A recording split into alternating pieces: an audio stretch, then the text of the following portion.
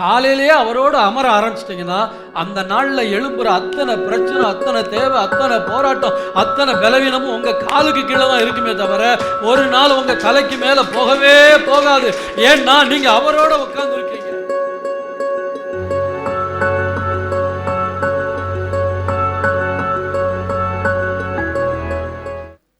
இந்த நாளிலே சிறைப்படுத்துகிறதை குறித்து தேவன் நம்மோடு கூட பேச விரும்புகிறார்.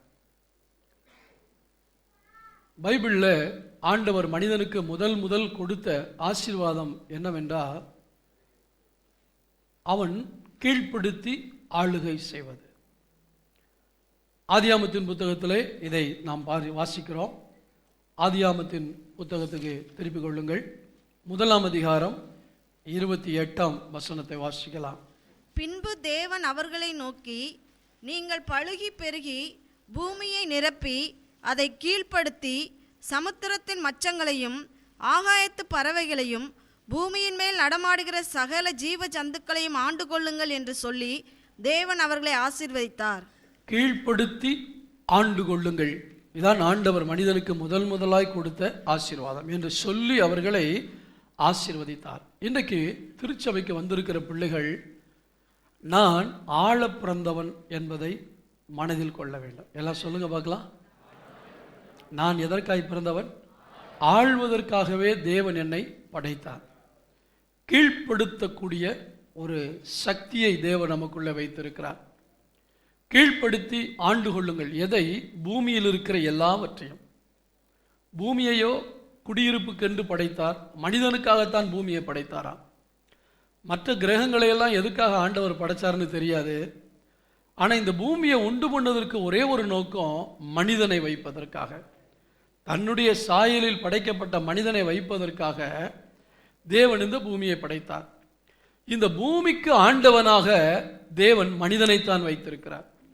நான் பரலோகத்திலிருந்து ஆளுகை செய்கிற தெய்வம், உன்னை என்னுடைய சாயலில் படைத்திருக்கிறேன். தேவன் எப்படிப்பட்டவர்? எல்லாத்தையும் கீழ்ப்படுத்தக்கூடியவர், எல்லாவற்றையும் ஆளக்கூடியவர். எல்லாவற்றையும் கீழ்ப்படுத்தக்கூடியவர், எல்லாவற்றையும் ஆளக்கூடியவர். எனவே நான் என்னுடைய சாயலில் உன்னை படைத்திருப்பதற்கு காரணம், இந்த பூமியை உன் கையிலே கொடுக்கிறேன், இந்த பூமியை நீ கீழ்ப்படுத்தி நீ ஆளுகை செய்ய வேண்டும். ஆளுகை செய்வது என்பது ஒரு அதிகாரத்தை பெற்று எதற்காக அந்த அதிகாரம் கொடுக்கப்பட்டதோ அந்த நோக்கத்தோடு செயல்படுத்துவதுதான் ஆளுகை செய்வது என்பது. ஆனால் பிசாசு என்ன செய்தான்? ஆதிக்கம் செலுத்த ஆரம்பித்தான். 2 வார்த்தைக்கு வித்தியாசத்தை நீங்கள் கண்டுபிடிக்கணும், புரிஞ்சு கொள்ளணும். தேவன் நம்மை ஆளுகை செய்ய படைத்தார். ஆனால் சாத்தானுடைய சத்தத்துக்கு மனிதன் செவி கொடுத்து பாவம் செய்தபடினால் இவன் பிசாசுக்கு அடிமையாகிவிட்டான். பிசாசுக்கு மனிதனை ஆள்வதற்கு தேவன் அதிகாரம் கொடுக்கவில்லை. மனிதனை ஆளுகை செய்வதற்கு பிசாசுக்கு ஆண்டவர் அதிகாரம் கொடுக்கவில்லை. இவன் மனிதனை ஆளவில்லை, மனிதன் மேல் ஆதிக்கம் செலுத்துகிறான். இன்றைக்கு அதிகாரம் எதற்காக கொடுக்கப்படுகிறது? ஒரு போலீஸ் டிபார்ட்மெண்ட் எடுத்துக்கொள்ளுங்க. குற்றவாளிகளை கண்டுபிடித்து குற்றவாளிகளுக்கு சட்டப்படி தண்டனை வாங்கி கொடுப்பதற்கு அதிகாரம் கொடுக்கப்பட்டிருக்கிறது. ஆனால் இன்றைக்கு காவல்துறை என்ன செய்கிறது? அதிகாரம் செலுத்துவதற்கு பதிலாக ஆதிக்கம் செலுத்துகிறது. எங்கிட்ட பவர் இருக்கு, நான் என்ன வேணாலும் செய்வேன், என்னை கேட்க யாருமே கிடையாது. யாராவது எழுத்து பேசுனாங்கன்னா என்னையமா எழுத்து பேசுகிற, என்ன செய்கிறேன் பாருன்னு கொண்டு போய் லத்தி சார்ஜ் கொடுத்துட்றாங்க. ஸோ நம்முடைய தமிழகத்துக்கு ஒரு ஆளுகை செய்யக்கூடிய அதிகாரம் இருக்கிறது. ஆனால் இன்றைக்கு அரசாங்கம் ஆளுகை செய்யாமல் படைபலத்தினாலும் பணபலத்தினாலும் ஆதிக்கம் செலுத்தி கொண்டிருக்கிறது. சென்ட்ரல் கவர்மெண்ட்டை எடுத்துக்கொள்ளுங்க. மக்கள் ஓட்டு போட்டு ஒரு குறிப்பிட்ட கட்சிக்கு அதிகாரத்தை மக்கள் கொடுத்திருக்கிறார்கள். நீங்கள் இந்த தேசத்தை ஆளுங்கள் என்று அதான் ஜனநாயகம். மக்கள் தலைவர்களை தெரிந்தெடுத்து ஆளுகை செய்ய வைத்தார்கள். ஆனால் இன்றைக்கு என்ன செய்து கொண்டிருக்கிறார்கள்? ஆதிக்கம் செலுத்திக் கொண்டிருக்கிறார்கள். ஆண்டவர் நம்மை படைத்ததற்கு காரணம் நாம் ஆளுகை செய்வதற்காக. எதை ஆளுகை செய்ய வேண்டும் என்பதை நாம் தெரிந்திருக்க வேண்டும். பிசாசு பாவம் செய்ய வைத்து நம்மை பாவத்துக்கு அடிமையாக்கி அவனுக்கும் அடிமையாக்கி விட்டான். நம்முடைய பழைய எஜமான் பிசாசு தான். அவனுக்கு அடிமையாக இருந்த காலத்தில் அவன் என்ன சொன்னானோ அதைத்தான் நாம் செய்தோம். அவன் எப்படி சொல்லுவான்? நம்முடைய மனதின் மூலமாகத்தான் அவன் பேசுவான். எனவே அன்பான கர்த்தருடைய பிள்ளைகளே, ஏன் அவனுக்கு ஆளுகை செய்யக்கூடிய சக்தியை தேவன் கொடுத்தார் என்றால், தேவன் பரலோகத்தில் இருக்கிறார். பரலோகத்திலே கோடிக்கணக்கான தூதர்களோடு ஜீவன்களோடு மூப்பர்களோடு அவர் அங்கே இருக்கிறார். ஆனால் எல்லாம் அவர் படைத்தது. பூமியிலே அவனை ஆளுகை செய்வதற்கு அதிகாரத்தை கொடுத்து, என் சார்பில் நான் என்ன செய்ய விரும்புகிறேனோ அதை செய் என்று ஆண்டவர் சொன்னார். உதாரணத்துக்கு எடுத்துக்கொள்வோமானால், இயேசு கிறிஸ்து இந்த பூமியிலே வாழ்ந்த நாட்களில் முழு உலகையும் அரசாண்டவர்கள் ரோமர்கள். இந்த ரோம பேரரசு எல்லா இடத்திலும் ஆட்சி செய்தது. எல்லாருக்கும் பெரிய ராயன் ஒருவன் இருப்பான். அவன்தான் ரோம சக்கரவர்த்தி. அவனைத்தான் கடவுளாகவும் வணங்குவார்கள் ரோமர்கள். அந்த ரோம சக்கரவர்த்தி எங்கெல்லாம் தேசங்களை பிடித்தானோ அங்கெல்லாம் தன்னுடைய சார்பிலே அங்கே ஆளுகிறவர்களை ஏற்படுத்துவான், ஆளுநர்கள். பொந்தியு பிலாத்து என்பவன் சீசர் அல்ல, சீசருடைய அதிகாரத்தை பெற்று அந்த பகுதியிலே ஆளுகை செய்வதற்காக நியமிக்கப்பட்டவன். கார்பங்கு தேசாதிபதியாகிய பிலிப்பு, எரோது இவர்களெல்லாம் ஒரு குறிப்பிட்ட இடத்தில் ஆளுகை செய்வதற்கு அதிகாரத்தை பெற்றவர்கள். மனிதனுக்கும் தேவன் பரலோகத்திலிருந்து அதிகாரம் கொடுத்தார். ஏன் தெரியுமா? எல்லாம் என்னுடையது, என் சார்பில் நீ ஆள வேண்டும் என்பதற்காக. ஆமென் சொல்லுவோமா? என் சார்பில் நீ ஆள வேண்டும் என்பதற்காக மனிதனை ஆளுகிறவனாக தேவன் படைத்தார். ஆனால் இன்றைக்கு மனிதன் ஆளப்பட்டு கொண்டிருக்கிறான். பிசாசுகள் மனிதனை ஆட்சி செய்கிறது. பாவம் மனிதனை ஆட்சி செய்கிறது. பிரச்சனைகளை நம்மால் கை கொள்ள முடியவில்லை. பிரச்சனைகள் நம்மை ஆளுகை செய்கிறது. நம்முடைய சிந்தை முழுவதும் வேறு ஏதோ ஒன்றினால் ஆளுகை செய்யப்படுகிறது. பவுல் சொல்கிறார், நாங்கள் ஆளுகை செய்ய பிறந்தவர்கள் என்று சொல்லி. ஆமென் சொல்லுவோமா? அல்லேலூயா. அது எப்படிங்கிறத நான் பின்னாடி சொல்றேன். பவுல் எந்த இடத்துல சொன்னாரு, எப்படி சொல்றாருங்கிறத நான் உங்களுக்கு சொல்லுகிறேன். கர்த்தருக்கு ஸ்தோத்திரம்டாக. சங்கீதம் 8:6. உம்முடைய கரத்தின் கிரிகைகளின் மேல் நீர் அவனுக்கு ஆளுகை தந்து சகலத்தையும் அவனுடைய பாதங்களுக்கு கீழ்ப்படுத்தினீர். இந்த வசனம் தெளிவா என்ன சொல்லுது? உம்முடைய கரத்தின் கிரி. அப்ப பூமியை படைத்தது தேவன். எல்லாம் அவருடைய கரத்தின் கிரியை. சமுத்திரம் அவருடைய கிரியை. வானம், பூமி, மலைகள் எல்லாம் ஆண்டவர் நம்முடைய யெகோவா தேவன் இயேசு கிறிஸ்து படைத்தார். இயற்கை தானாய் உருவாகவில்லை. பிக் பேங் தியரி படி உலகம் உருவாகவில்லை. தேவன் படைத்தார். ஆதியிலே தேவன் வானத்தையும் பூமியும் சிருஷ்டித்தார். நாம் ஆராதிக்கிற ஜீவனுள்ள தேவன் தான் எல்லாவற்றையும் படைத்தார். அவர் ஒருவரே ஜீவனுள்ள தேவனாக இருந்து பூமியையும் படைத்து, இந்த பூமி அவருடைய கரத்தின் கிரியை, இதை அவன் ஆளுவதற்கு அவன் கையில கொடுக்கிறார். இப்பொழுது புரிகிறது அந்த வசனத்தினுடைய அர்த்தம்? திரும்ப அந்த வசனத்தை வாசிங்க. உம்முடைய கரத்தின் கிரிகைகளின் மேல் நீர் அவனுக்கு ஆளுகை தந்து சகலத்தையும் அவனுடைய பாதங்களுக்கு கீழ்ப்படுத்தினீர். ஒரு அல்லேலூயா சொல்லுவோமா? ஆமென். அல்லேலூயா. ஆண்டவர் எல்லாவற்றையும் நமக்கு கீழ்ப்படுத்தி இருக்கிறார். இது எப்ப மாறுச்சு?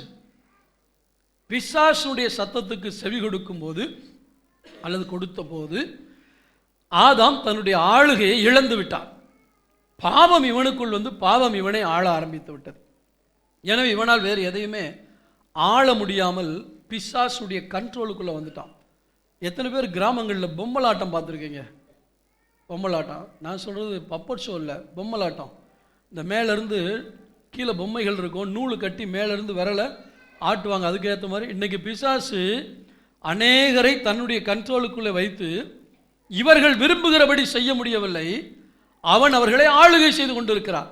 அவன் என்ன நினைக்கிறானோ அதை செய்ய வைக்கிறான். ஏனென்றால் இவர்களுக்கும் அவனுக்கும் ஒரு தொடர்பு இருக்கிறது. இன்றைக்கு கர்த்தர் அந்த தொடர்பை அறுப்பாராக. உன்னை ஆட்டி படைத்து கொண்டிருக்கிற அந்த சாத்தானுடைய பிடியிலிருந்து தேவன் உன்னை விடுவிக்க விரும்புகிறார்.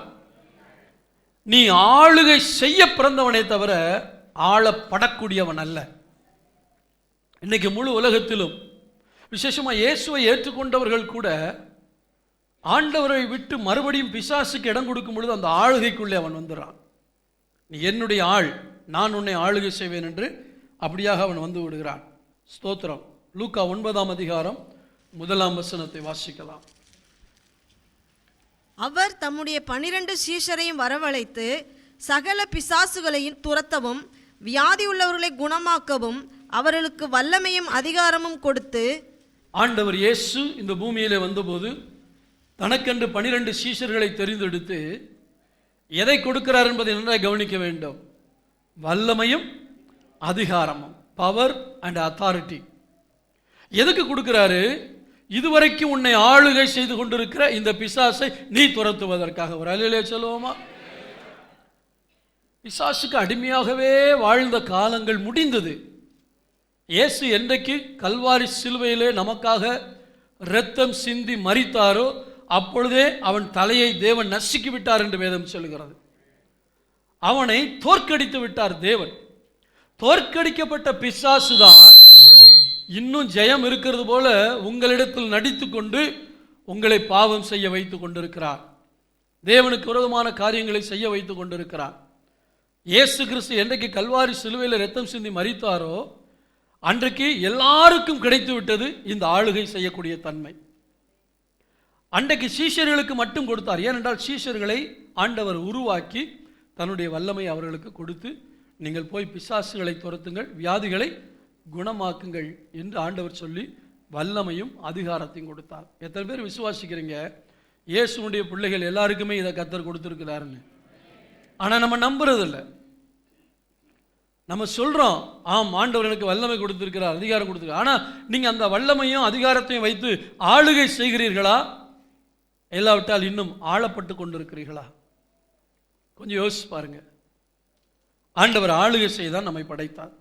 மீண்டும் நாம் ஆளுகை செய்ய என்ன செய்ய வேண்டும்? எதை ஆளுகை செய்ய வேண்டும்? 3 காரியங்களை நான் உங்களுக்கு சொல்ல விரும்புகிறேன்.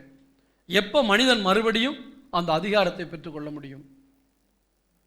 என்றைக்கு ஆண்டவர் தன்னுடைய சாயல்ல மனிதனை படைத்தாரோ தனக்கு இருக்கிற வல்லமை, தனக்கு இருக்கிற அதிகாரத்தை கொடுத்தார் என்று பார்த்தோம். மனிதன் பாவம் செய்தபோது எந்த சாயலை இழந்தான்? தேவ சாயலை இழந்து விட்டான். தேவனுடைய சாயல் என்றால் தெய்வீக குணலட்சணங்கள், தெய்வீக காரியங்கள், தெய்வீகத்துக்குரிய காரியங்கள் எல்லாம் மனிதனுக்குள் இருந்தது. அவரை போல சிந்திக்க, அவரை போல செயல்பட ஆண்டவர் ஒரு குட்டி மனுஷனா இல்ல, குட்டி கடவுள்னு சொல்றதை விட அந்த பூமிக்கே அதிகாரி அவனை தான் படைச்சிருந்தார் ஆண்டவர். உனக்கு மேல ஒண்ணுமே கிடையாதுப்பா, நான் தான் மேல இருக்கேன், அப்படி படைத்தார். அப்படி காரணம் என்னவென்றால் இவருடைய சாயல் அவனுக்குள் இருந்தது. இப்ப பாவம் செய்த உடனே மனிதன் தேவ சாயலை இழந்து விட்டான். எனவே பிசாசுடைய சாயல் உள்ளே வந்தபடினால் அவன் சொல்லுகிறான், இப்பொழுது என்னுடைய சாயல் உனக்குள் இருக்கிறபடினால் நான் தான் உனக்கு எஜமான். இப்ப பொய் யாருடையது? சாத்தானுடையது. திருட்டு யாருடையது? விபச்சாரம், வேசித்தனம், சண்டை யாருடையது? சாத்தான். இது ஒரு மனிதனுக்குள் இருந்தால் யாருடைய சாயலை வெளிப்படுத்துகிறோம்? அப்ப யார் ஆளுகை செய்ய முடியும்? அதான் விஷயம். விசுவாசிகளுடைய கண்கள் திறக்கப்படல. நான் இயேசுவை ஏற்றுக்கொண்டேனே ஆனால் மீண்டும் தேவ சாயலுக்கு வந்துவிட்டேன் என்ற அர்த்தம். நான் இயேசுவை ஏற்றுக்கொண்டேன்னு சொல்லியும் நான் பழைய ஆளா வாழும் பொழுது நான் ஆளுகை செய்யப்படல, ஆளப்படதான் இன்னும் காரணமாக இருக்கிறேன். அநேக நேரங்கள் இதை மறந்தார். ரோமர் 8ஆம் அதிகாரத்தில் 28ஆம் வசனத்தை வாசிங்க. அன்றியும் அவருடைய தீர்மானத்தின்படி அழைக்கப்பட்டவர்களாய் தேவனிடத்தில் அன்பு கூறுகிறவர்களுக்கு சகலமும் நன்மைக்கு ஏதுவாக நடக்கிறது என்று அறிந்திருக்கிறோம். அடுத்த வசனத்தை சேர்த்து வாசிங்க. தம்முடைய குமாரன் அநேக சகோதரருக்குள்ளே முதற் பேரானவராய் இருக்கும் பொருட்டு தேவன் எவர்களை முன்னறிந்தாரோ அவர்களை தமது குமாரனுடைய சாயலுக்கு ஒப்பாயிருப்பதற்கு முன்குறித்திருக்கிறார். உங்களுடைய வாழ்க்கையில என்னுடைய வாழ்க்கையில நடக்கிற அத்தனை காரியங்களும் எந்த நன்மைக்கு ஏதுவாய் நடக்கிறது? பிரச்சனை, போராட்டம், கண்ணீர், கவலை, பாடுகள், நிந்தைகள், அவமானங்கள், இதெல்லாம் எதுக்கு நம்மை நடத்துகிறது? எந்த நன்மைக்கு ஏதுவாக நம்மை நடத்துகிறது? தேவ சாயலை அடைவதற்காக. அதான் பைபிளில் ஒரிஜினலாக போட்டிருக்கிறது. நம்ம அந்த வசனத்தை மட்டும் எடுத்துட்டு என்ன செய்வோம்? எல்லாம் நன்மைக்கு தான் நடக்கும் அப்படின்னு. நல்லது, அதுவும் நடக்கும். ஆனால் இந்த இடத்துல சொல்லப்பட்ட எந்த நன்மைக்கு? என்னில் தேவ சாயலை உருவாக்குவதற்காக தேவன் என் வாழ்க்கையில் எல்லாவற்றையும் அனுமதிக்கிறார். ஒரு காரியத்தை என் வாழ்க்கையில் அனுமதிக்கும் போது அதன் மூலமாக நான் தேவ சாயலை அடைய வேண்டும். இதான் தேவன் வைத்திருக்கிற நியதி.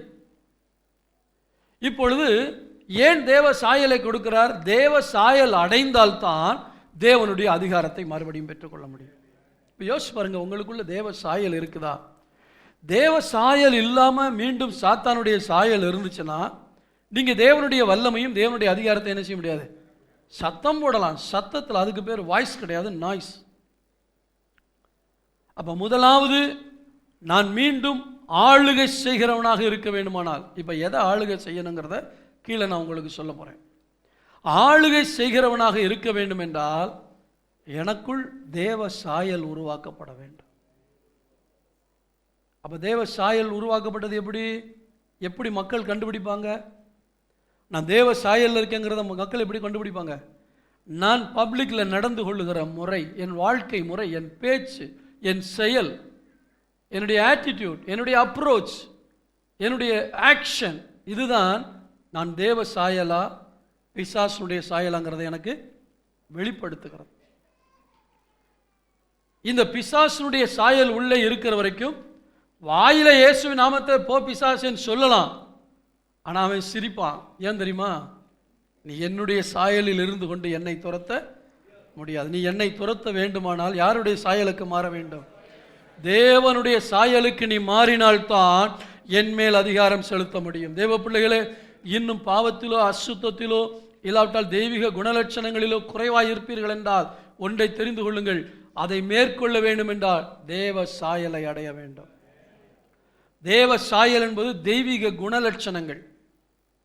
அதைத்தான் தேவன் நமக்குள்ளே கொடுக்க விரும்புகிறார். சாத்தானுடைய சாயல் என்பது மாம்சத்துக்குரிய தன்மை, மாம்சத்தின் கிரியை. இதைத்தான் கலாத்தியரிலே சொல்லப்பட்டிருக்கிறது.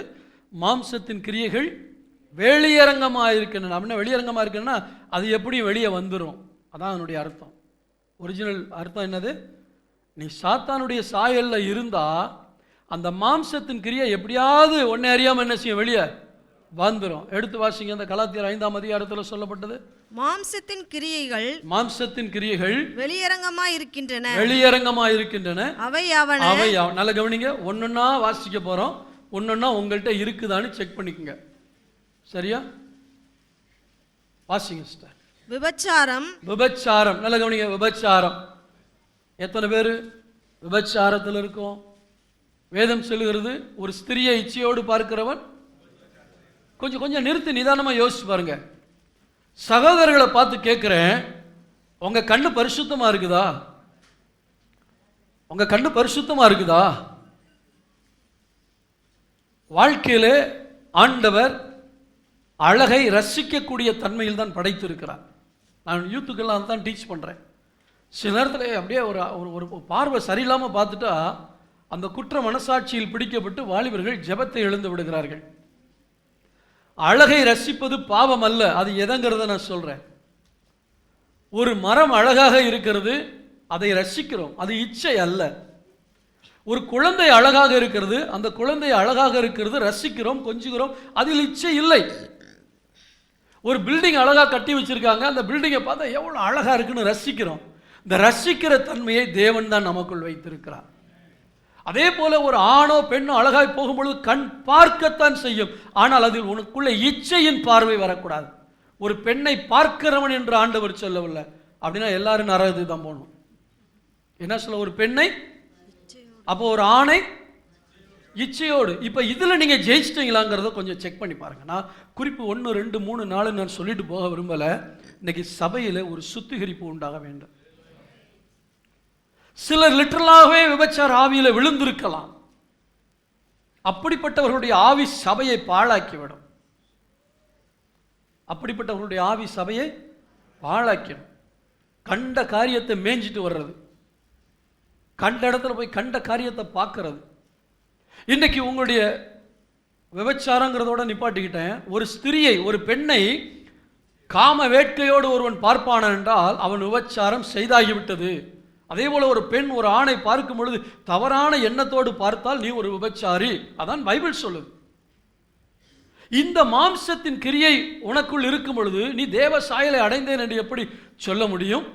எப்படி பிசாசை ஜெயிக்க முடியும்? அப்படி என்றால் என்ன செய்ய வேண்டும்? அப்படிப்பட்ட எண்ணங்கள் வரும் பொழுது நீங்கள் தேவ சமூகத்தில் போய் அமர்ந்து, ஆண்டவரே இந்த பிரச்சனை எனக்கு இருக்கு, இதை மேற்கொள்ள உதவி செய்யுங்கன்னு கேட்கணும். அதை மறைச்சிக்கிட்டு நல்ல பிள்ளை மாதிரி அல்லேலூயா தோத்திரன்னு வாழ்ந்துக்கிட்டு இருந்தால் கடைசி வரைக்கும் அவன் உங்களை ஏமாத்திக்கிட்டே இருப்பான். உண்மையை ஓப்பனாக போய் ஆண்டவர்கிட்ட என்ன செய்யணும்? சொல்லணும். அதை சொல்லணும். சிலர் மொபைலில் காட்சிகள் எங்கே பார்க்குறாங்க? மொபைலில் ஒரு பெண்ணை இச்சையோடு பார்த்தாலும் அவளோடு நீ விபச்சாரம் செய்தாகிவிட்டது. சாத்தானை ஏன் ஜெயிக்க முடியவில்லை? பாவத்தை ஏன் ஜெயிக்க முடியவில்லை? நான் இன்னும் அவனுடைய சாயலுக்குள்ளே கட்டப்பட்டு இருக்கிறேன். தேவன் என்னை அழைத்தது அவருடைய சாயலுக்குள் வருவதற்காக. விபச்சாரம் என்பது நம்முடைய மொபைலில் பார்க்கிற காட்சிகள், கண்களிலே தவறாய் பார்க்கிற காரியங்கள். விபச்சாரம், வேசித்தனம், அசுத்தம். அசுத்தம் புரியுதா உங்களுக்கு? அதுக்கு நான் விளக்கம் கொடுக்கணுங்கிற அவசியம் இல்லை. அசுத்தம்னா தெரியுதா? சரி, அசுத்தம். காம விகாரம். காம விகாரம்னா எப்ப பார்த்தாலும் இந்த காமத்துக்குரிய எண்ணங்களோடு வாழ்வது. எப்ப பார்த்தாலும் எண்ணங்கள் தான் காம விகாரம். செக்ஷுவல் லைஃப், அதை குறிச்சே 24 மணி நேரமும் யோசிச்சு வாழ்க்கையில சிந்தையில் அதுக்கு இடம் கொடுத்து வாழ்றது. இன்னைக்கு இதை குறித்த ஒரு டீச்சிங் இல்லாதனால தான் மக்கள் மைமாலமான வாழ்க்கைக்குள்ளே போய்விட்டார்கள். இதெல்லாம் பேசுறது ஐயோ கூச்சமா இருக்கு, கேட்கறதுக்கு கூச்சமா இருக்குன்னு சொல்றவங்க தான் பெரிய பாவம் பண்றாங்க. இதெல்லாம் பேசவில்லை சபையிலே, இதெல்லாம் சபையிலே எச்சரிக்கையாக சொல்லப்படவில்லை. எனவேதான் மக்கள் மறைமுகமாக பாவத்தில் வாழ்ந்து கொண்டிருக்கிறார்கள், அவனை ஜெயிக்க முடியாமல். காம விகாரம் எப்பொழுது? இருதயத்திலே, எண்ணங்களிலே, சிந்தையிலே, பார்வையிலே காம விகாரம். அடுத்து விக்கிரக ஆராதனை. விக்கிரக ஆராதனை. விக்கிரக ஆராதனை என்ன? கிறிஸ்தவர்களாய் மாறின பின்பு நம்ம இன்னொரு தடவை போய் விக்கிரகத்தை கையெடுத்து கும்பிட போறதில்லை. விக்கிரக ஆராதனை என்னது? பொருளாசை ஆகிய, அதாவது தேவனை வைக்க வேண்டிய இடத்தில் எதை வைக்கிறோமோ அது நமக்கு விக்கிரகம். நீங்க தேவனை முதலிடத்தில் வைப்பீர்கள் என்றால் உங்களுடைய ஆக்டிவிட்டிஸே வித்தியாசமா இருக்கும். உங்களுடைய ஜெப ஜீவியம், நீங்க ஆராதிக்கிற முறை, இதெல்லாம் வித்தியாசமா. ஏன்னா எனக்கு ஃபர்ஸ்ட் தேவன் தான். நான் அவரை வைக்க வேண்டிய இடத்தில் யாரையோ எதையோ வைத்து விட்டால் நான் தேவ சாயலை அடையவில்லை. அது மாம்சத்தின் கிரியை. அப்புறம் பில்லி சூனியம். பில்லி சூனியம், பகைகள். பில்லி சூனியம் நீங்க யாரும் வைக்கிறீங்களா? வைக்கிறது இல்லை இல்லையா? பில்லி சூனியம் பெரிய பாவம். உங்களுக்கு வச்சாங்கன்னா நீங்க கர்த்தருடைய பிள்ளையா இருந்தால் அது பலிக்காது. ஒரு அலையிலே சொல்லுங்களேன். நீங்க கர்த்தருடைய பிள்ளையா இருந்தா எந்த மந்திரவாதி வந்து எவ்வளவு பெரிய பில்லி சூனியத்தை உங்களுக்கு வச்சாலும் அப்படி தூக்கி போட்டு போடான்னு தூக்கி போட்டு போயிட்டே இருக்கலாம். அது எதுவும் நமக்கு பலிக்கவே பலிக்காது. பகைகள். இங்க உட்காந்துருக்க உங்களை பார்த்து கேட்கிறேன், நெஞ்சில கையை வச்சு சொல்லுங்க, யார் மேலேயாவது பகையோடு இங்கே உட்காந்துருந்தீங்கன்னா உங்களுக்குள்ள யாருடைய சாயல் இருக்கு? என்னையும் சேர்த்தான் சொல்கிறேன். ஊழியக்காரங்க நாங்கள் ஒன்று உச்சாணி கும்பல உட்காந்துருக்கல, எங்களுக்குள்ளே நாங்கள் ஒவ்வொரு நாளும் தேவ சமூகத்தில் ஆண்டவரே எல்லாரையும் நேசிக்கிற, யாரிடத்தில் எங்களுக்கு என்ன இருக்கக்கூடாது? இருக்கா? சொந்தக்காரங்க கூட சொத்து பிரச்சனையில் வந்த பகை, உள்ளத்துக்குள்ள இருக்கிற அந்த வெறுப்பு, பகை, அந்த பகை உணர்வு சாத்தானுடைய சாயல். அந்த பகை உணர்வை உள்ளே வைத்து கொண்டு நான் சாத்தானை ஜெயிக்க முடியாது, பிரச்சனைகளை மேற்கொள்ள முடியாது. அந்த பகை உணர்வை இன்னைக்கு ஆண்டவர்கிட்ட ஒப்பு கொடுங்க. ஆராய்ச்சி பார்க்கணுங்கிற அவசியம் இல்லை. நான் சொன்ன உடனே உங்களுக்கு வந்திருக்கும் யார் மேலே பகையா இருக்கீங்கன்ட்டு, இல்லையா? கிறிஸ்தவனுக்கு யாருமே பகையாளி கிடையாது, பிசாசை தவிர. நம்மளை பகைக்கிறவங்க நிறைய பேர் இருக்காங்க. இவங்க மதம் மாத்துறாங்க, இவங்க ஜாதியை மாத்துறாங்கன்னு நம்மளை தப்பா புரிஞ்சுக்கிட்டு பேசுற, நம்மளை பகையாளியா நினைக்கிறவங்க. நமக்கு யாருமே பகையாளி கிடையாது, நம்ம எல்லாரையும் நேசிக்கிறோம். அடுத்து விரோதங்கள். விரோதங்கள் அதுக்கு விளக்கம் தேவையா? விரோதிக்கிறது. அவங்கள்ட்ட பேச மாட்டேன், இவங்கள்ட்ட பேச மாட்டேன், அவனுக்கு நான் அதை செய்ய மாட்டேன், இவனுக்கு நான் அதை செய்ய மாட்டேன். விரோதம். அந்த விரோதத்தை வச்சிருந்தா இன்னைக்கு நீங்க ஒப்புரவாங்க. விரோதத்தை விட்டு தள்ளுங்க ஆண்டவருடைய சமூகத்தில். பகைகள், விரோதங்கள், வைராக்கியங்கள். வைராக்கியம் என்ன வைராக்கியம்? செத்தாலும் நான் அவங்கள்ட்ட என்ன செய்ய மாட்டேன், பேச மாட்டேன். செத்தாலும் அவன் வீட்டு பக்கம் தலை வச்சு நீ படுக்க முடியாது, ஏன்னா உன்னத்தான் தூக்கி தான் வைக்கணும். செத்துட்டா எப்படி தலையை வச்சு படுக்க அந்த பக்கம்? இது கிறிஸ்தவர்களுக்குள் இருக்கக்கூடாத ஒன்று. இதெல்லாம் சாத்தானுடைய சாயல், சாத்தானுடைய சாயல். நான் ஒரு குறிப்பிட்ட ஒருத்தர் மேலே எனக்கு மன வருத்தம் வந்துச்சு. குறிப்பிட்ட ஒருத்தர் மேலே எனக்கு மன வருத்தம் வந்துச்சு. வாட்ஸ்அப்பில் கண்டமானைக்கு திட்டிவிட்டேன். கண்டமானைக்கு திட்டினேன்னா தப்பாக நினைக்காதீங்க, மரியாதையோட. சரியா? வாட்ஸ்அப்பில் இப்படிலாம் இருந்தால் நமக்கு ஒத்து வராது அப்படின்னு சொல்லிட்டு, நான் சொன்னதுக்கு 100க்கு 100% எனக்கு நியாயம் இருந்துச்சு. சரியா? இப்படிலாம் இருக்கிறதுனால என்னால் ஒத்து வர முடியாது. இப்படி இதைத்தான் நான் பேசிட்டேனுங்கிறேன். நீங்கள் நினைக்கிற மாதிரி என்னமோலாம் கிடையாது. ஆனால் ஜெபிக்க முடியல. அடுத்த நிமிஷம் போய் உட்காந்து அதே மாதிரி வாட்ஸ்அப்பில் மன்னிப்பு கேட்டு அனுப்பிட்டேன். முடிஞ்சு போச்சா? அதுக்கப்புறம் போய் ஜெபம் பண்ண உட்காந்தா உடனே தேவ பிரச்சனை வருது.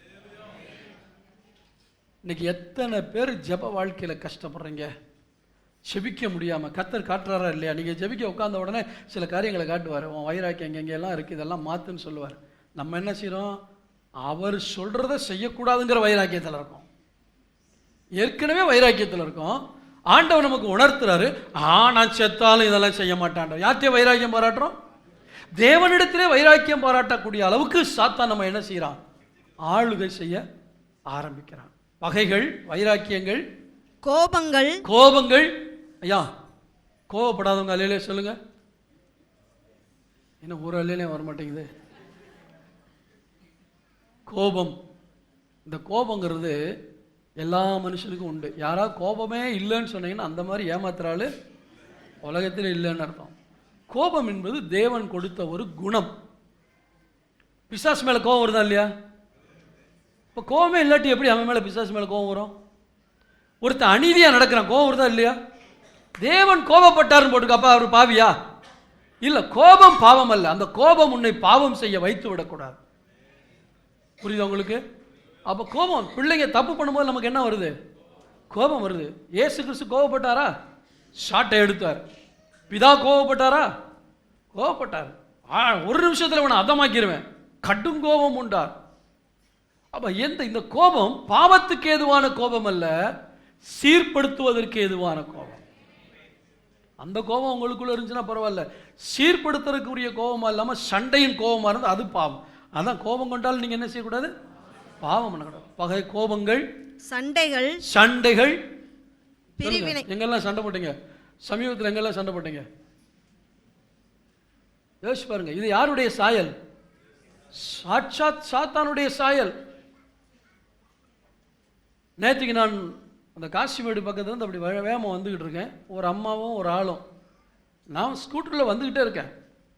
ஹாயா நான் வர்றதை பார்க்காம அந்த பக்கம் இந்த ரோட்டில் இந்த பக்கம் வந்து இங்கே இருந்தால் வண்டி வருதான்னு பார்க்கணும். ஆப்போசிட்டில் வர்ற வண்டி அந்த நடுவில் அந்த பக்கம் பார்த்துக்கிட்டு இப்படி நடக்கிறாங்க. நான் போய் அடிச்சு பார்க்குறேன். பக்கத்தில் போய் நிப்பாட்டினேன். என்ன வந்திருக்கும்? பார்த்து வந்திருக்கப்படாதா அப்படின்னு. அவன் பிடிச்சி என்ன கண்ணமனான்னு திட்டான். நீ தான் பார்த்து வரணுன்ட்டு. பார்த்து வந்தது நான். அவன் சண்டைக்கு நிற்கிறான். நான் சொன்னேன், ஒரே ஒரு வார்த்தை சொன்னேன், ஏப்பா நான் வந்ததுக்கு பதிலாக லாரி வந்துச்சுன்னா என்ன பண்ணியிருப்பேன்னு கேட்டேன். ஆணும் முழிக்கிறான். நான் சத் கோவப்படலை, சண்டை போடலை, டென்ஷன் ஆகலை, ஒன்றுமே செய்யலை. இதே மாதிரி அமைதியாக தான் சொன்னேன். அவன் திட்டிகிட்டே இருக்கான். நான் சிரிச்சுக்கிட்டே மெதுவாக கேட்டேன், நான் வந்ததுக்கு பதிலாக லாரி வந்துச்சுன்னா என்ன பண்ண? சட்னி ஆயிருப்பேன் தெரியுமில்ல அப்படின்னு. பக்கத்தில் இருக்கவங்க சரி போங்க சார் அப்படின்னாங்க. சண்டை போடுறதுக்கு சந்தர்ப்பம் வரும். அப்போ தான் நம்ம யாருங்கிறத காட்டணும். நம்ம யார்? தேவனுடைய பிள்ளைகள், அபிஷேகம் பெற்றிருக்கோம், நம்மெல்லாம் கர்த்தருடைய பிள்ளைகள்ங்கிறது அந்த நேரத்தில் தான் நம்ம என்ன செய்யணும்? உலகத்துக்கு காட்டணும். பகைகள், சண்டைகள், அப்புறம் பிரிவினைகள். பிரிவினைகள். இந்த பிரிவினை எங்க வருது? பிரிவினைகள் குடும்பத்துக்குள்ள பிரிவினை வருதா? கணவன் மனைவிக்கு இடையில ஒரே வீட்டில் தான் இருப்பாங்க, ஆனால் ஒருத்தருக்கு ஒருத்தர் பேச மாட்டாங்க. எழுதி தான் காட்டுவாங்க. இதை கேளுங்க, ஒரு காரியத்தை சொல்கிறேன். 2 பேரும் கணவன் மனைவி பேச மாட்டாங்க. எது வேணாலும் எழுதி, இந்த அம்மா எது வேணாலும் எழுதி கொடுப்பாங்க. அவர் போய் கடையில் வாங்கிட்டு வருவார். இவர் எழுதி கொடுத்தாருன்னா அந்த அம்மா வாங்கி கொடுப்பாங்க. ஒரு நாள் காலையில் எத்தனை மணிக்கு? 4 மணிக்கு. தெரியுமில்ல உங்களுக்கு அந்த உதாரணம்? தெரியுமில்ல? ஸோ அது யார் சொன்னது? சரி, புதுசாக வந்தவங்களுக்காக சொல்கிறேன். இந்த அம்மா, இவர் சொன்னாராம், நாளைக்கு காலையில் 4 மணிக்கு என்னை அலாரம் அடித்து வைத்து எழுப்பி விடுவோம். அலாரம் அடிக்கும்போது எழுப்பி விடணும். எழுதி அந்த அம்மா பக்கத்தில் வச்சு அந்த அம்மா பார்த்துருச்சு. கரெக்டாக 4 மணிக்கு என்ன செய்யுது? அலாரம் அடிக்குது. இந்த அம்மா பக்கத்தில் போய் அலாரம் அடித்து விட்டு எழுதி வச்சுட்டு வந்துருச்சு. காலையில் எந்திரிச்சு பார்க்குறான், முடிஞ்சு போச்சு, போக வேண்டிய ட்ரெயினெல்லாம் விட்டாச்சு. பயங்கர கோபம் வருது. பார்த்தா அந்த அம்மா கரெக்ட் டைமுக்கு என்ன செஞ்சிருச்சு. இதுதான் பிரச்சனை. ஒருத்தருக்கு ஒருத்தர் பேசாமல் இருக்கிறது, அண்ணன் தம்பிகளுக்குள்ள சண்டை, பிரிவினை, பாகப்பிரிவினை. சொத்து சேர்த்து வைக்காத அப்பா அம்மாவுக்காக நன்றி சொல்லுங்க. அதிலே சொல்லுவோமா? சொத்து சேர்த்து வைக்காத அப்பா அம்மாவுக்காக எப்போவுமே நீங்கள் எப்படி இருக்கணும்? நன்றியாக இருக்கணும். இன்றைக்கெல்லாம் நாங்கள் அண்ணன் தம்பி சந்தோஷமாக இருக்க காரணம் எங்கள் அப்பா அம்மா சொத்து சேர்த்து வைக்கல. அல்லேலூயா. கேட்டீங்களா? அப்போ பிரிவினை, பாகப்பிரிவினை, சொத்து பிரிவினை. கிறிஸ்தவங்களுக்கு சொல்கிறேன், உங்களுக்கு நியாயமாக வரக்கூடிய சொத்தை யாராவது அபகரிச்சுக்கிட்டா கூட கர்த்தருடைய பாதத்தில் சொல்லுங்க, உங்கள் சுதந்திரத்தை அவர் கண்டிப்பாக உங்களுக்கு கொடுத்தே தீர்வார்.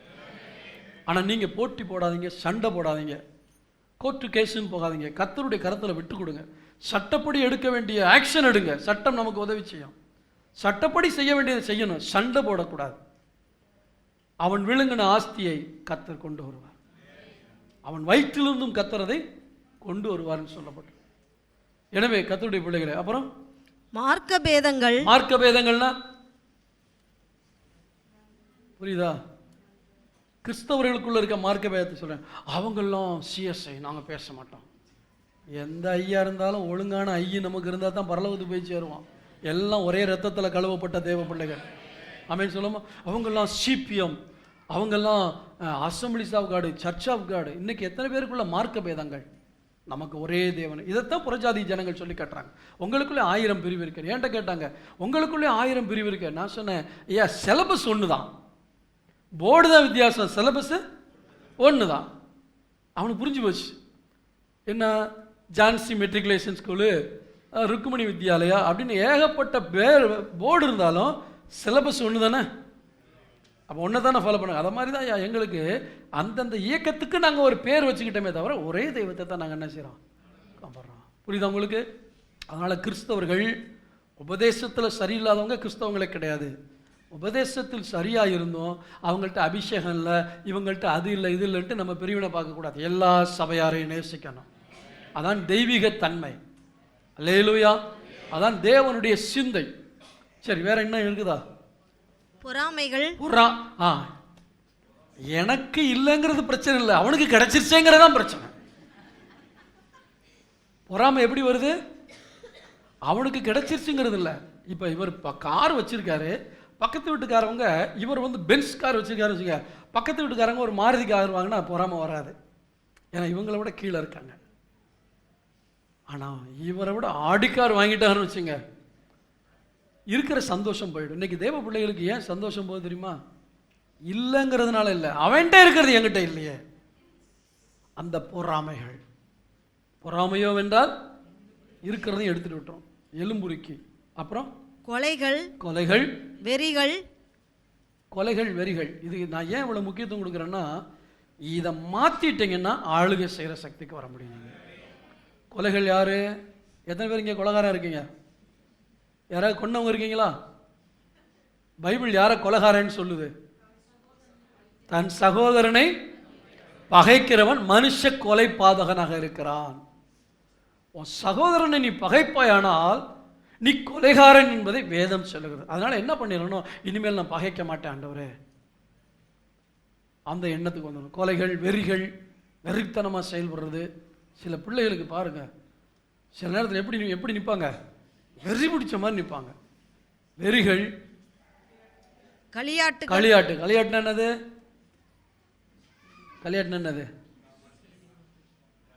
விளையாட்டு தப்பு கிடையாது, களியாட்டுகள்னா உங்களுக்கு புரியுதா? கிளப்பில் போய் ஆடுறது, பாடுறது, இதெல்லாம் என்னது? களியாட்டுகள். களியாட்டுகள் முதலானவைகளை. இதெல்லாம் யாருடைய சாயல்?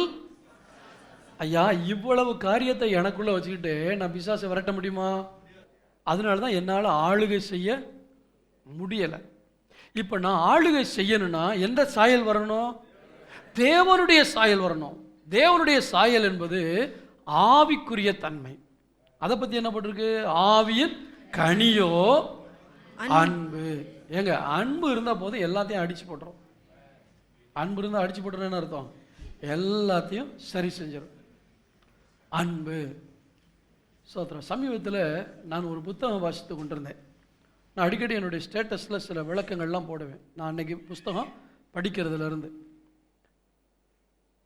ஒரு கன்னத்தில் அடித்தால் மறு கன்னத்தையும் நீ காட்டினால் என்னமோ போட்டது, உன் எதிரியை வீழ்த்திட்ட அப்படின்னு அர்த்தம், நீ தான் ஜெயிச்சிட்டேன்னு அர்த்தம்.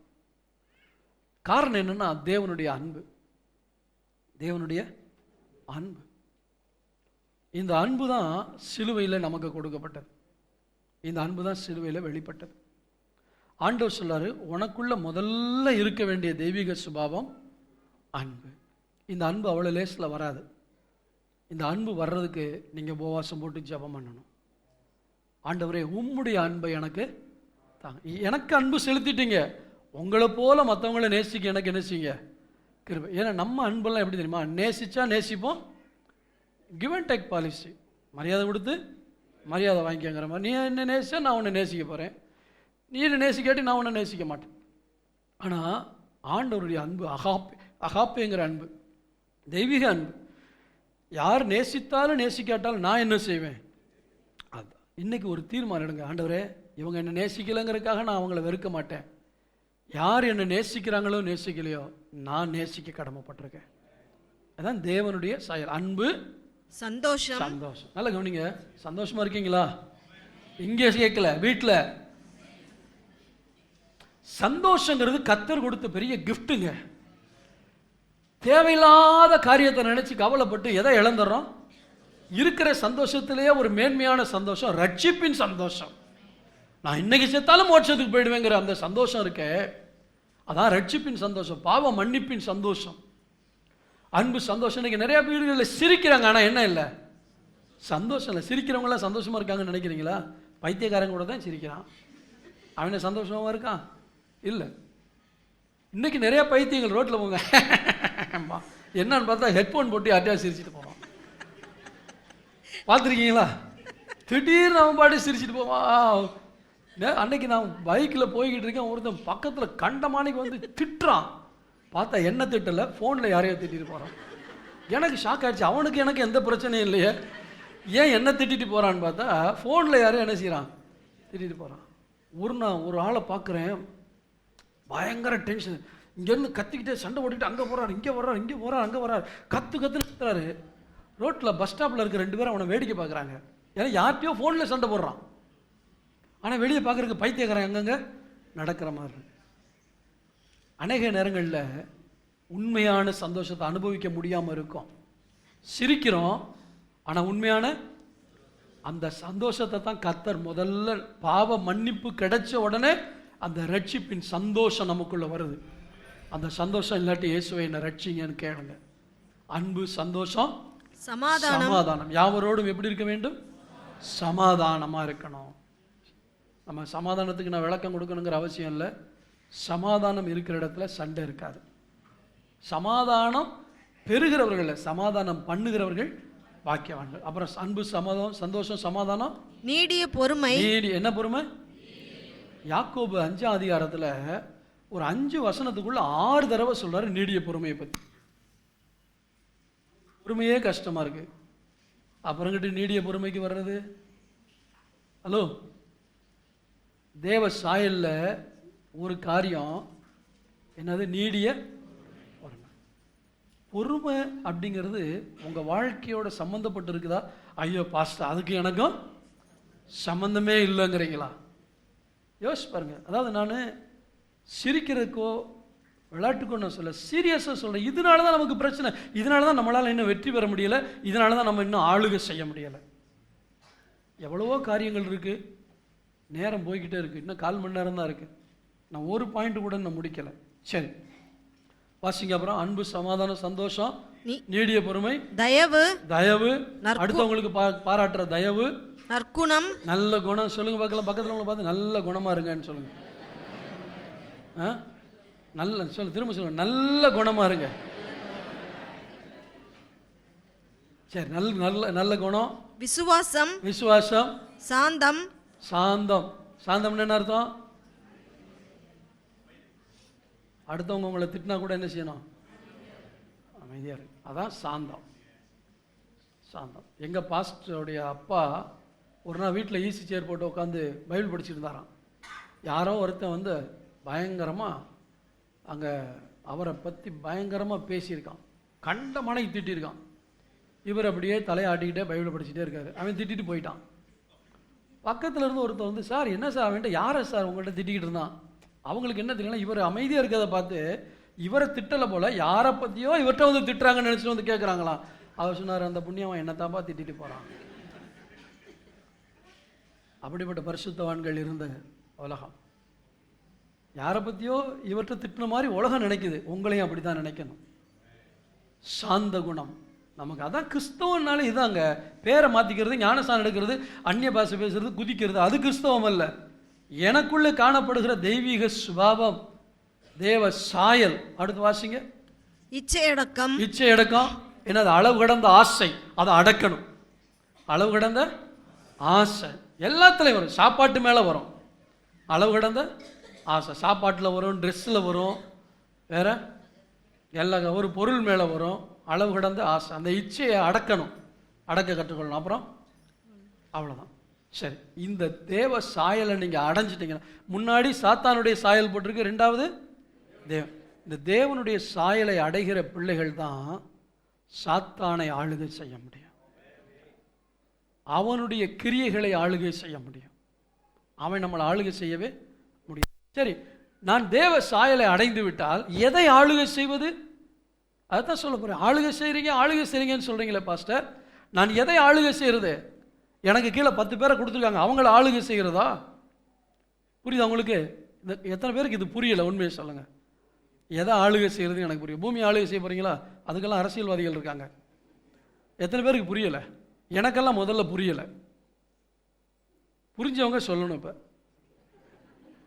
இப்போ உண்மையை சொல்லுங்க, எத்தனை பேருக்கு புரியல எதை ஆளுகை செய்யறதுன்னு புரியும்? அப்போ உண்மையை சொல்லுங்களேன், கை தூக்கி காட்டுங்களேன். புரியல? ரைட், நான் சொல்றேன். முதலாவது, நம்முடைய சொந்த ஆவியை கீழ்ப்படுத்தி அடக்கி வாழ கற்றுக்கொள்ள வேண்டும். என்னமோ சொல்ல போறீங்கன்னு நினைச்சோம் பாஸ்டர், பொசுக்குன்னு ஆயிப்போச்சு. அங்கதான் விஷயமே இருக்கு. வேத வசனம் சொல்லுகிறது, நீதிமொழிகள் 25:28 வாசியுங்கள். தன் ஆவியை அடக்காத மனுஷன், தன்னாவியை அடக்காத மனுஷன் மதிலிடிந்த பாழான பட்டணம் போல, மதிலிடிந்த பாழான பட்டணம் போல இருக்கு. அப்ப எதை அடக்கணும்? என்னை நான் அடக்க பழகணும். உலர்ந்து வருது, என்ன செய்யணும்? கட்டபொம்மன் வசனம் ஞாபகம் வந்துடும். அடக்கு அடக்கு என்கிறது நாடி வந்த நட்பு. அடக்கணும். ஏன்னா இயேசுனுடைய பிள்ளை நான் என்ன செய்யணும்?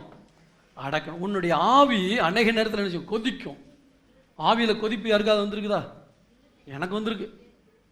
எனக்கு சில நேரம் அப்படியே கொதிக்கும், அப்படியே கைகாலெலாம் நடுக்கு சிவ்னு ஏறுற மாதிரி இருக்கும். உடனே என்ன செய்யணும்? அடக்கு அடக்கு அடக்கு. இதுக்கு தேவ சாயல் இருந்தால் தான் முடியும். இல்லை பிசாசு சாயலாக இருந்தால் சண்டை வந்துடும். புரியுதா உங்களுக்கு விஷயம்? அந்த சாயல் இருக்கும் பொழுது சண்டை வந்துடும், வைராக்கியம் வந்துடும், கோபம் வந்துடும். ஆனால் இந்த சாயல் இருக்கும் பொழுது, நீ கர்த்தருடைய பிள்ளை, என்ன செய்ய? பேசாத, அமைதியாரு, நீ விட்டு கொடு. நமக்கு ஏன் தெரியுமா ஜிருன்னு ஏறுது? நான் யார் தெரியுமா அப்படிங்கிற ஒரு எண்ணம். நான் யார் தெரியும், நம்ம யார் தெரியுமா? பாவி. அதை தவிர நமக்கு ப்ளஸ் பாயிண்ட் ஒன்றுமே கிடையாது. நம்ம எல்லாரும் யாரு? பாவி. ஸோ அந்த ஆவியை அடக்க கற்றுக்கொள்ள வேண்டும். ஒரு மனிதனுக்குள்ளிருந்து எழும்புகிற அந்த ஆவி. இயேசு கிறிஸ்து ஒரு பட்டணத்தில் அந்த பட்டணத்தார் ஏற்றுக்கொள்ளவில்லை. அப்போ யோவான் என்ன சொல்றார்? ஆண்டவரே, எலியா வானத்திலிருந்து அக்கினி இறக்கி காலி பண்ணது போல காலி பண்ண உமக்கு சித்தமா? ஆண்டவர் கேட்டார், நீங்கள் இன்னும் ஆவி உடையவர்கள் என்று. ஏன்? அங்கே உள்ளிருந்து வருது, பழி வாங்கணும், என்னத்தையாவது செய்யணும், நான் யாருங்கிறத என்ன செய்யணும்? காட்டணும். உடனே ஆண்டவர் சொல்றார், நீங்கள் இன்னும் ஆவி உடையவர்கள் என்று அறிய. நான் கேட்குறேன் உங்களை பார்த்து, இன்னைக்கு பிரசங்கம், இந்த பிரசங்கம் தேவையா தேவையில்லையா? கண்டிப்பாக வாழ்க்கைக்கு தேவை. இப்படி வாழ்ந்தால் தான் பரலோகத்துக்கு போய் சேர முடியும். ஸோ முதலாவது, என்னுடைய ஆவியை நான் அடக்கி ஆள கற்றுக்கொள்ள வேண்டும். எனக்குள் எழும்புகிற என்னுடைய ஆவியை நான் அடக்கி ஆள கற்றுக்கொள்ள வேண்டும். இரண்டாவது, நம்முடைய நாவை அடக்கி ஆள கற்றுக்கொள்ள வேண்டும். இரண்டாவது எதை அடக்கணும்? ஐயோ பாஸ்டர், பைபிள்லே போட்டிருக்கு அது அடங்காததுன்னு போட்டிருக்கேன் பாஸ்டர். பைபிளில் போட்டிருக்கா? நாவை அடக்க ஒரு மனுஷனாலும் கூடாது. ஆனால் சங்கீதம் 39:1 வாசிங்க பார்க்கலாம். என் நாவினால் பாவம் செய்யாதபடிக்கு நான் என் வழிகளை காத்து துன்மார்க்கன் எனக்கு முன்பாக இருக்கும் மட்டும் என் வாயை கடிவாளத்தால் அடக்கி வைப்பேன் என்றேன். துன்மார்க்கன் அதாவது சண்டை பிடிக்கிறவன், கேவலமா பேசுறவன், அவன் எனக்கு முன்னாடி இருக்கிற வரைக்கும் நான் என் நாவை அடக்கி கொள்ளுவேன். அல்லேலூயா. இப்ப சொல்லுங்க, நாவை அடக்க முடியுமா முடியாதா? அடக்க முடியாதது.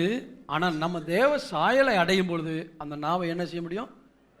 அநேக நேரத்தில் நம்ம எதை விட்டுருவோம்? வார்த்தையை விட்டுருவோம். சண்டை போடும்போது எதை விட்டுருவோம்? ஆண்டவர் சொல்கிறார், நாவை அடக்கு. பேசுகிறதுக்கு எப்படி இருக்கணும்? கேட்கறதுக்கு தீவிரமா இரு, பேசுறதுக்கு பொறுமையா. அப்ப நாவை அடக்கணும். இதெல்லாம் அடக்காததுனால தான் நமக்கு அநேக பிரச்சனை வருது. முதலாவது என்னுடைய ஆவியை அடக்க வேண்டும். இரண்டாவது என்னுடைய நாவை பேசுறதுக்கு முன்னாடி சிந்திக்கணும். சிந்திக்காமல் செதறிய வார்த்தைகளை சேர்க்க முயல்வது முட்டாள்தனம். சிந்திக்காமல் செதறிடுவோம் வார்த்தையை. அப்புறம் உட்காந்து ஐயோ நான் அப்படி பேசிட்டேன் ஆண்டவரே, இப்படி பேசிட்டேன் ஆண்டவர். அதுக்கு தான் சொல்றாரு, அடக்க கற்றுக்கொள்.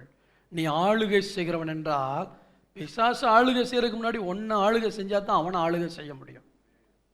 உன்னுடைய ஆவியை, உன்னுடைய நாவை அடக்க வேண்டும். மூன்றாவதாக நம்முடைய சிந்தையை அடக்கி ஆள வேண்டும்.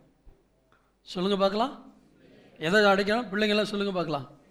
சிந்தைய. 2 கொரிந்தியர் 10:5 அவைகளால் நாங்கள் தர்க்கங்களையும் தேவனை அறிகிற அறிவுக்கு விரோதமாய் எழும்புகிற எல்லா மேட்டிமையும் நிர்மூலமாக்கி எந்த எண்ணத்தையும் கிறிஸ்துவுக்கு கீழ்ப்படிய சிறைப்படுத்தவர்களாயிருக்கிறோம். தர்க்கங்கள், மேட்டிமையான எண்ணங்கள், இந்த சிந்தையை நாங்கள் கீழ்ப்படுத்தும். இப்போ பாருங்க, உங்களுக்கு ப்ராக்டிக்கலாக சில காரியங்களை சொல்கிறேன். உங்கள் வாழ்க்கையில் சில போராட்டம் வருது, சில பிரச்சனைகள் வருது, அல்லது சில தேவைகள் வருது, தேவையில்லாத பயங்கள் வருது. இதெல்லாம் எங்கே தாக்கும்? சிந்தையை தாக்கும். இந்த சிந்தையில் போராட்டம் வர வர வர வர நம்ம என்ன செய்வோம்னா ரெஸ்ட்லெஸ் ஆகிடுவோம்.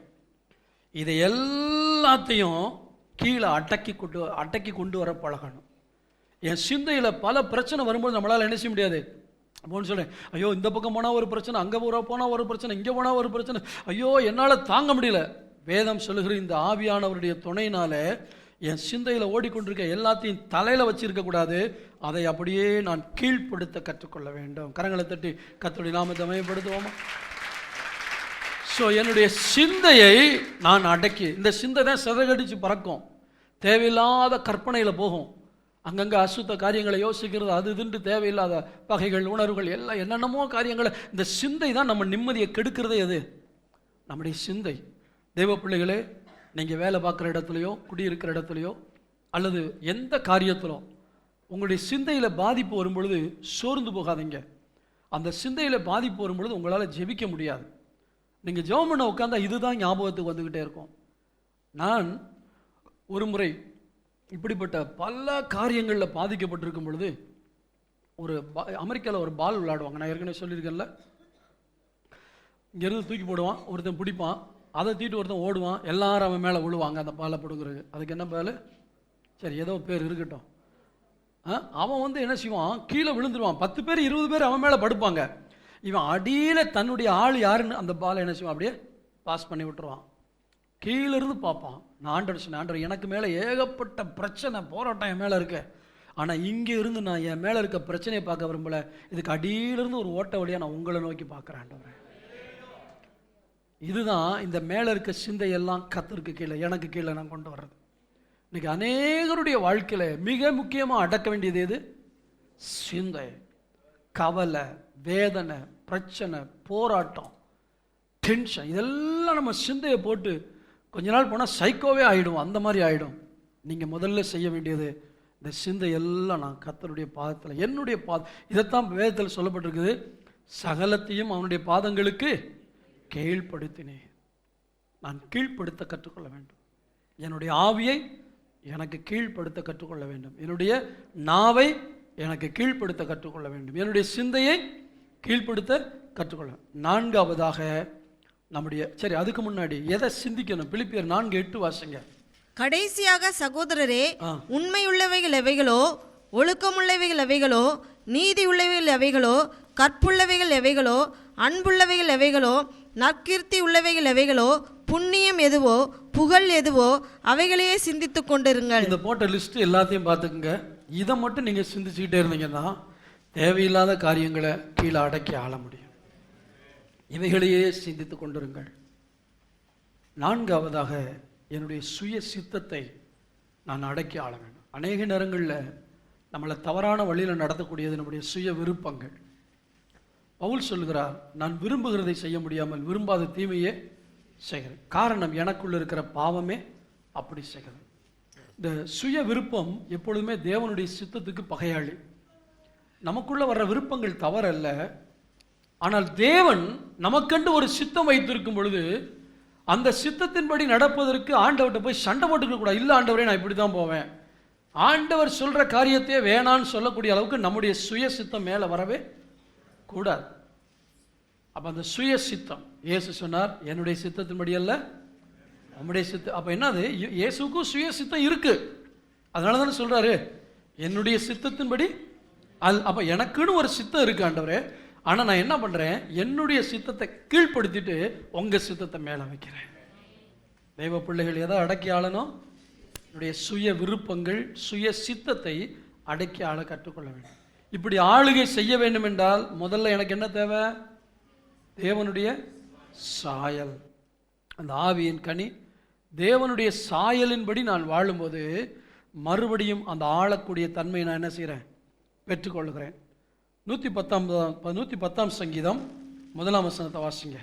கர்த்தர் என் ஆண்டவரை நோக்கி, நான் உம்முடைய சத்துருக்களை உமக்கு பாதப்படியாக்கி போடும் வரைக்கும் நீர் என்னுடைய வலது பார்சத்தில் உட்காரும் என்றார். இதே வசனம் சங்கீதம் மத்தேயு 22:44, மார்க் 10:36, லூக்கா 20:42, எபிரேயர் 1:13. இந்த எல்லா இடங்களையும் இதே வசனம் தான் ரிப்பீட் ஆகுது. என்ன சொல்றாரு? சத்துருவை பாதபடியாக்கி போடுற வரைக்கும் நீ என்னுடைய வலது பரிசத்தில் உட்காரு. முதலாவது, நான் தேவனுடைய சாயலை அடையும் போது சாத்தானை மேற்கொள்ள முடியும். அந்த ஆளுகை செய்கிற தன்மையை நான் பெற்றுக்கொள்ள முடியும். ஏனென்றால் முன்பு தேவ சாயலில் இருந்த பொழுது நான் ஆளுகை செய்கிறவனாக இருந்தேன். பாவம் செய்தபோது சாத்தானுடைய சாயல் வந்தது. சாத்தான் அரசாள ஆரம்பித்து விட்டான். இயேசு கல்வாரி சிலுவையில் இரத்தம் சிந்தி மரித்து என் பாவத்தை மன்னித்து மறுபடியும் அவருடைய குமாரனுடைய சாயலுக்கு, இயேசு தன்னுடைய சாயலுக்கு நேராக நம்ம என்ன செய்கிறார்?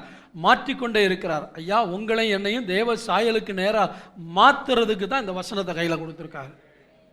பைபிளை படிக்க படிக்க இது என்ன செய்யணும்? நம்மளை மாற்றணும். ஆசீர்வாதமான வசனத்தை தேடுறது தப்பு இல்லை.